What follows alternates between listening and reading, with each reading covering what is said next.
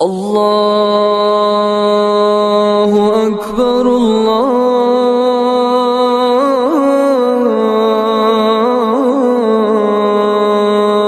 اکبر۔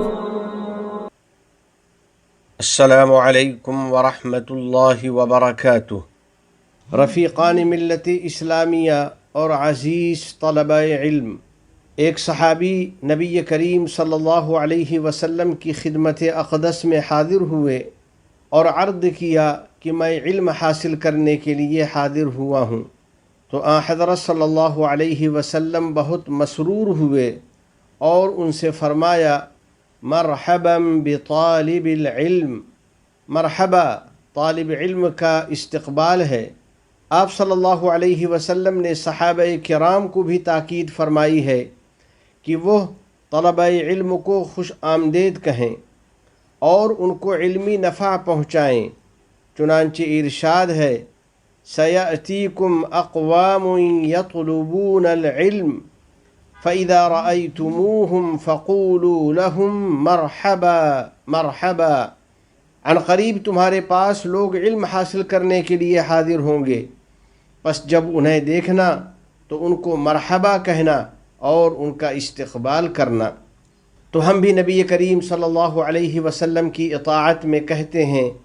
کہ عزیز طلبہ، خوش آمدید، تمہارا استقبال ہے، اور اپنے اپنے مدارس اور جامعات کی طرف تمہاری واپسی پر تمہیں مبارکباد پیش ہے۔ تمہاری یہ واپسی اور محنت اس لیے ہے تاکہ تم اپنے تعلیمی مقاصد میں کامیاب ہو سکو، مزید نافع علوم اور مفید معارف حاصل کر سکو۔ ان عظیم کوششوں اور سہولتوں سے فائدہ اٹھاتے ہوئے ملک عزیز نے جن کو تمہارے لیے فراہم کر رکھا ہے، اور ان عظیم قربانیوں سے استفادہ کرتے ہوئے جنہیں اساتذہ کرام تمہارے لیے پیش کر رہے ہیں۔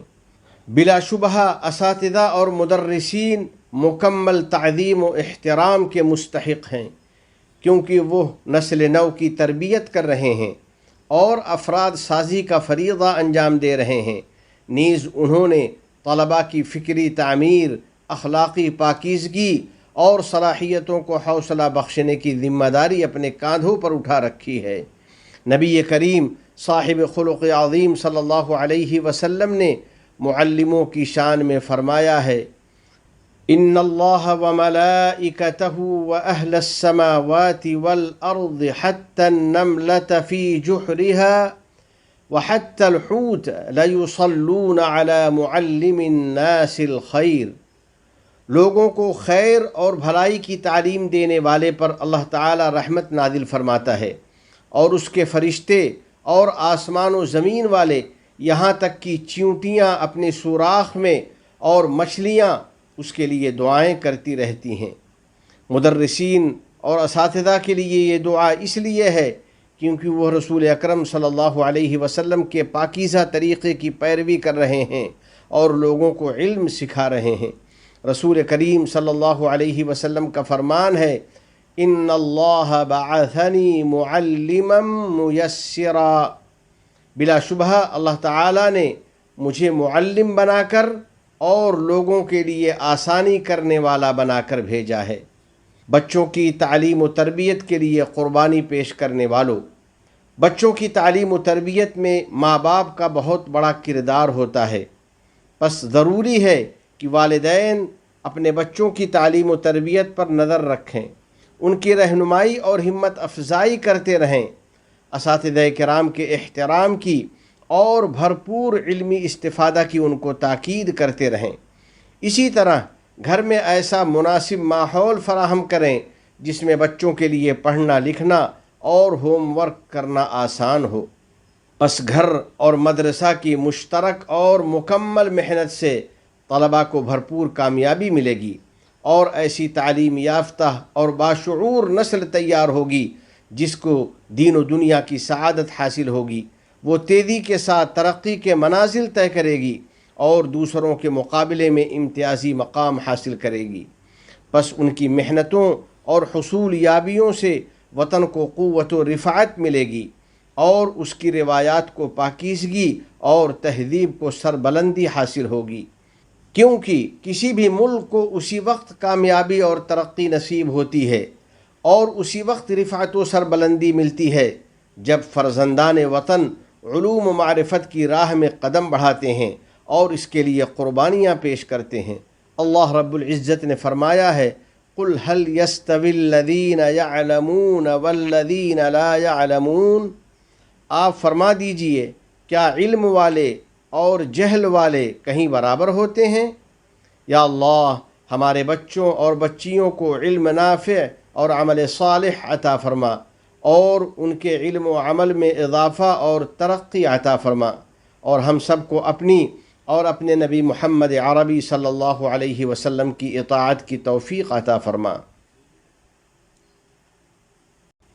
عزیز طلبہ اور مستقبل کی قیادت کرنے والوں، یقیناً امارات کی ہوش مند قیادت نے تعلیم و تربیت پر کثیر سرمایہ خرچ کیا ہے